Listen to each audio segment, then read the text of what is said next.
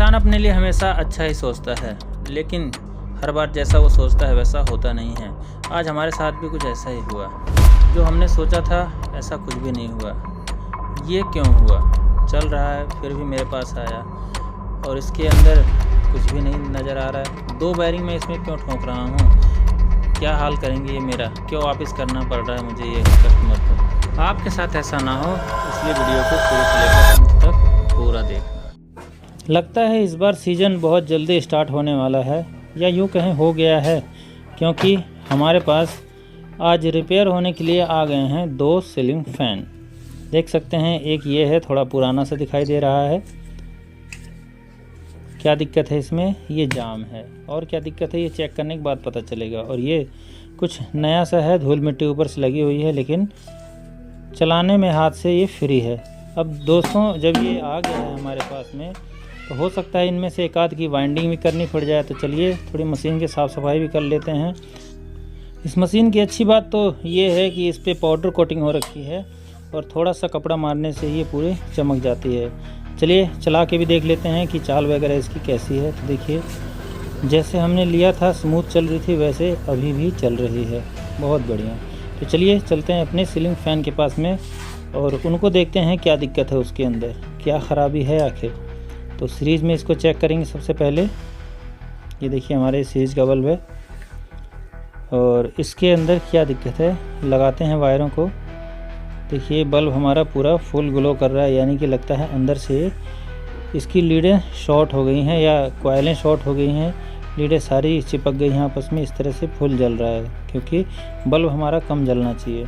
अब इनको निकाल करके अलग अलग करके देखते हैं कहीं कैपेसिटर शॉर्ट तो नहीं, क्योंकि कैपेसिटर शॉर्ट होगा तब भी ऐसी दिक्कत आती है। तो सबको लीडों को एक एक करके निकाल करके चेक कर लेंगे। यहाँ पे देखिए इस तरह से तार लगाने पर अगर आपका पंखा थोड़ा बहुत बिना कैपेसिटर के ही चल रहा है, तो ये समझिए कि आपकी लीडें की जो वायर है वो कहीं ना कहीं से शॉर्ट है या शॉर्ट हो गई है रनिंग स्टार्टिंग की दोनों ही, जिसके कारण ये उल्टी दिशा में चलने लग जाएगा। यानी कि जब आपका पंखा उल्टा चलने लग जाए तो सीधा समझिए कि इसकी लीडें आपस में शॉर्ट हो गई हैं, जो कनेक्शन को बदलती हैं।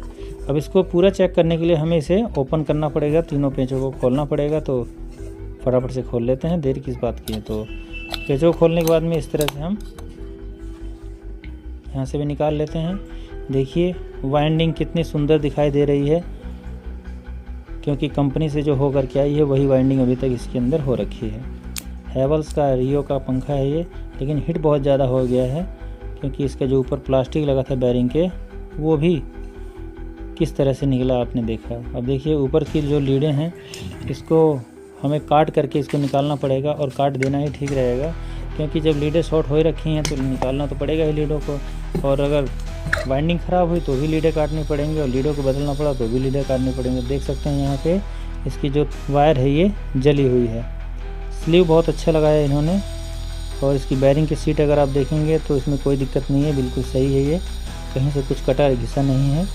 तो इसको ठीक करने के लिए हमें यहाँ से ये जो लीडें आप देख सकते हैं ये काफ़ी बुरी तरह से यहाँ मतलब हमारी वाइंडिंग की जो कॉइल है इस एक स्टार्टिंग की, उसको देख सकते हैं कई सारी तारों को यहाँ पे ऐसा लग रहा है ये जला दिया है इसने हीट होकर के वायर को। और वायर दोनों देख सकते हैं रनिंग स्टार्टिंग की शॉर्ट हो रखी है यहाँ पे, इसी कारण से ये उल्टा दिशा में चल रहा था पंखा। ठीक है, अब इसको खोल लेते हैं एक एक करके जितने लगे हुए हैं। यहाँ से भी कट कर लेंगे इसको कटर से, और उसके बाद में एक एक करके सभी वायरों को, इस स्लीवों को हम निकाल लेंगे बाहर। ध्यान से खींचना है दोस्तों इस तरह का काम करते समय, अगर आप करते हैं तो, क्योंकि कई बार ऐसे तार हमारे जड़ से टूट जाते हैं। इन तारों को हम जड़ से काट लेंगे, और उसके बाद ये जो ऊपर से है उसको भी निकाल लेंगे, और स्लीवों को सबको निकाल लेंगे बाहर। ये देखिए इसको नहीं निकाल रहे हैं हम, क्योंकि इसके अंदर हमें ऐसे ही हम यहाँ पे जोड़ देंगे, ये जुड़ा हुआ है। चलिए एक बार चेक कर लेते हैं कि क्या ये सही है कि नहीं, कि वहाँ से जला हुआ है। तो दोस्तों ये सही बता रहा है, यानी कि स्टार्टिंग सही है और रनिंग भी सही है। पर दोस्तों ये ज़्यादा देर तक सही रहेगा नहीं, क्योंकि यहाँ से ये ऊपर से कई सारी तारें जली हुई हैं और कई सारी इसमें से टूटी हुई भी हैं। देख सकते हैं अभी तो सही बता रहा है, क्योंकि आपस में शॉर्ट है। जब थोड़ा सा चलेगा ये, तो ये चलने के बाद में ये सही नहीं चलेगा, कुछ देर के बाद में बंद हो जाएगा। क्योंकि यहाँ पे आप अगर ध्यान से देखेंगे तो देखिए यहाँ पे एक तार टूटा हुआ है और इधर भी एक तार टूटा हुआ है। अब एक तार जोड़ें या क्योंकि बहुत सारा यहाँ जला हुआ है उसको जोड़ें। तो दोस्तों इसका हम करने वाले हैं एक जुगाड़। क्या जुगाड़ करने वाले हैं, लेंगे रेड मार्क इस प्रकार से, साइन पेपर भी कहते हैं, और इन सभी को जो यहाँ पे जले हुए हैं इन सबको इस तरह से छील लेंगे, पॉलिश हटा लेंगे सबकी। और जो तार हमारी साइडों में हो गई है उनको भी ऊपर की तरफ में कर लेंगे। देखिए मैंने पूरा चमका लिया, इसको निकाल लेंगे सबकी तारों को जो साइडों में है। इस तरह से ऊपर रहा, यहाँ पे ऐसे रख लेंगे। रखने के बाद सोल्डरिंग आयरन गर्म करेंगे और इसके ऊपर सब में सोल्डरिंग कर देंगे इस तरह से। ठीक है, इस तरह से सोल्डरिंग कर देंगे सबको। अब इससे क्या होगा कि ऊपर की 30-40 टर्नें जो है या 50 टर्नें, हो सकता है 100 टर्नें भी इसकी आपस में शॉर्ट हो जाएंगी। बाकी की कॉयल यहाँ काम करती रहेगी और उसके अंदर जो बाद में हीट होने के बाद में ये कॉयल पूरी तरह से स्पार्क करके जल जाती है, अब वो नहीं जलेगी। ठीक है, तो इस तरह से दोस्तों हमने उसको सोल्डरिंग करके सबको शॉर्ट कर दिया ऊपर से। और उसके बाद में लीडों को ले करके हम 3 तारों को इनके अंदर स्लीव लगा करके छोटी छोटी जॉइंट कर देते हैं।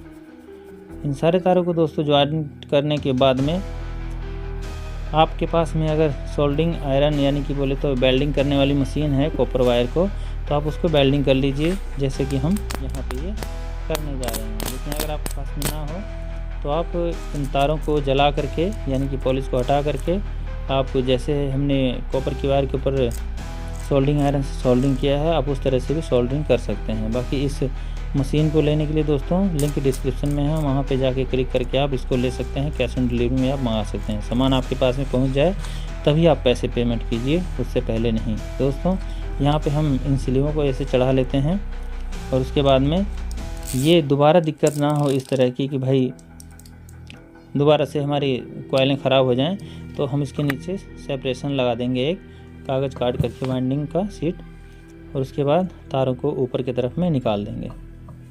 बहुत ही आसान है दोस्तों काम करना। हमने सोचा कि इसकी वाइंडिंग करनी पड़ेगी हमें, और वैसे तो एक कॉइल ख़राब हो चाहे 2 कॉइल ख़राब हो, खास करके स्टार्टिंग की ख़राब थी तो इसको तो वाइंडिंग पूरा ही करना पड़ता। यहाँ पे इस पंखे को अब हम फिट करें उससे पहले हम इसकी कंटिन्यूटी एक बार चेक कर लेते हैं। और उसके बाद दोस्तों इसकी बेयरिंग वगैरह को चेक करके कि भाई बेयरिंग में कोई आवाज़ वगैरह तो नहीं है। दोस्तों यहाँ पे आप देख सकते हैं आवाज़ नहीं है, ठीक है। लेकिन बहुत कहेंगे भैया इसमें ग्रीस तो कर दिए होते, तो एक बार इसकी ग्रीस चेक कर लेंगे। लेकिन उससे पहले नीचे वाली को भी चेक कर लेते हैं आवाज़ है कि नहीं। देखिए बिल्कुल आवाज़ नहीं है। अब ग्रीस है कि नहीं, इसमें ग्रीस करने की ज़रूरत है, क्योंकि दोस्तों जब कंपनी के द्वारा इसके अंदर जेल लग करके आता है लुब्रिकेंट जेल, वो बहुत अच्छा होता है, काफ़ी समय तक वो सूखता नहीं है। देखिए यहाँ पे अभी भी है वो, इसीलिए दोस्तों हम यहाँ पे ये वाशर लगा करके इस तरह से, जो कि अगर हम सापट के अंदर लगा देंगे यहाँ पे तो बिल्कुल जा कर के उसे लुब्रिकेंट के ऊपर कवर कर लेगा। इस तरह से दोस्तों हमारा ये जो पंखा है ये ऊपर की बेयरिंग के अंदर लग जाता है। नीचे स्प्रिंग लगा लेंगे, क्योंकि साफ्ट वगैरह कोई सी कटी नहीं है, इसलिए बहुत सिंपल तरीके से ये स्प्रिंग के साथ फिट हो जाएगा। और बेयरिंग भी हमारी सीट जो है लूज नहीं है, तो हमारा जो बेयरिंग है वो अच्छे से काम भी करता रहेगा। दोस्तों यहाँ पे हम इस सीलिंग फैन को देख सकते हैं, घुमा करके हम देखते हैं पूरा फ्री है ये। पेंचों को टाइट करेंगे तीनों के तीनों, और उसके बाद आपको हम इसको चला करके दिखाते हैं। पहले अच्छे से टाइट कर लेना, तीनों को बराबर बराबर टाइट करना है चारों तरफ से, तीनों तरफ से। और उसके बाद देखिए हमारा पंखा पूरी तरह से फ्री हो गया है। और दोस्तों इसके कनेक्टर को हम लगाते हैं, यानी कि जैसे हमने इसको खोला था वैसे वैसे हमें इसको सबको यहाँ पे फिट कर लेना है। उसके बाद दोस्तों कनेक्शन 3 तारों में जो कनेक्शन आप करते हैं, वैसे तो यह कंपनी देती है तो आपको पता होता है कि कौन सा रनिंग कौन सा स्टार्टिंग है, लेकिन जब आप इस तरह से कनेक्शन करते हैं तो जिस पे सीधा चले उसी को आपको ऊपर नीचे कनेक्शन कर देना है। बाकी जो कैपेसिटर का छोड़ना है उसको आपको बीच में लगा देना है। दोस्तों यहाँ पे हम इसको चला करके ऐसे चेक करते हैं। देखिए पूरा बढ़िया तरीके से हमारा ये पंखा चल रहा है, बहुत बढ़िया स्मूथली। जो भी इसके अंदर दिक्कत परेशानी थी वो हमने इसकी दूर कर दी। दोस्तों इस तरह से हमारा पहला पंखा ठीक हो गया। हमें लगा इसकी वाइंडिंग करनी पड़ेगी, क्योंकि घर पे जब गए थे चेक करने के लिए तो वहाँ पे ये उल्टा चल रहा था। अब उसके बाद नंबर आता है दोस्तों दूसरे पंखे का। इसको देखिए ये यहाँ से जाम है। यहाँ से इसके कैपेसिटर को हम चेक करते हैं, हमें लगता है कि इसका कैपेसिटर वीक है, पर ये वीक है कि नहीं अंत में पता चलेगा। वाइंडिंग इसकी सही है, यहाँ से हमें पता चल रहा है, पर ये खोलने के बाद क्या सही रहेगी, ये खोलने के बाद ही पता चलेगा। उससे पहले दोस्तों हम ये सारे नट बोल्ट इसके खोल लेते हैं, कैपेसिटर, कनेक्टर, और उसके बाद पंखे को खोलते हैं।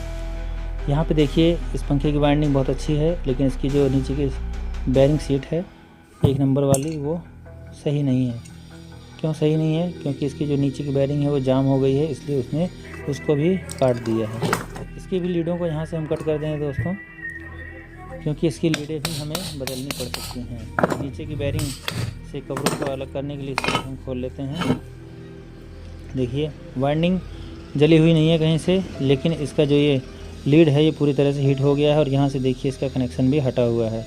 अब ऊपर से चेक करने में सही था, लेकिन खोलते खोलते इसका ये जो कनेक्शन है वो कार्बन पकड़ने की वजह से हटा हुआ था। तो हमने इसको क्या किया, दोबारा से दूसरी लीड निकाल दी। ठीक है, ज़्यादा समय ना ख़राब हो इसलिए हमने ये सब काम फटाफट किए, आपको बिना दिखाए बताए, क्योंकि जैसे हमने पिछले पंखे में किया वैसे हमें इसका भी करना था। तो एक बार कंटिन्यूटी और करंट चेक करके हम इसको देख लेते हैं कि ये कैसे सही होगा। वैसे दोस्तों इसकी सापट बदलने की ज़रूरत है, और यहाँ पे हम सापट ना बदल करके इसकी ऊपर वाली तो हम ऐसे ही फिट कर देंगे, लेकिन नीचे वाली को दोस्तों बेयरिंग को हम निकालेंगे, यानी कि ऊपर वाली भी बेयरिंग हम निकालेंगे हैं। देख सकते हैं हमने निकाल दिया है, पर हमारा कहने का मतलब है कि नीचे की जो बेयरिंग ठोकेंगे हम, तो नीचे की बेयरिंग हम कवर में नहीं ठोकेंगे, बल्कि यहाँ पर हम इसको ठोकेंगे। क्योंकि दोस्तों यहाँ पे ये लूज है, पर इससे नीचे अगर हम इसको ठोक देंगे तो ये लूज नहीं रहेगा, वहाँ पे जाके टाइट रहेगा जब थोड़ा ऊपर कर देंगे तो।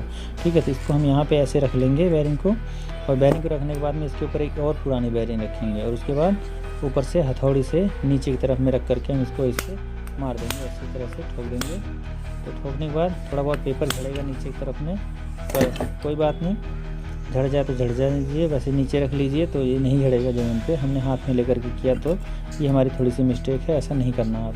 ठीक है, तो नीचे रख के करेंगे तो ऐसा नहीं होगा, बाकी लीड ना कट जाए इसलिए मैंने ऐसा किया था। दोस्तों यहाँ पे देख सकते हैं हमने इसको ऊपर वाला कवर यहाँ पे लगा लिया, हमारा पंखा पूरा फ्री है। अब इसके अंदर हम रूटर लगा लेते हैं, इस तरह से देखते हैं कि हमारा रूटर पूरा बढ़िया से बराबर में है या नहीं। और उसके बाद दोस्तों नीचे का कवर लगा देते हैं।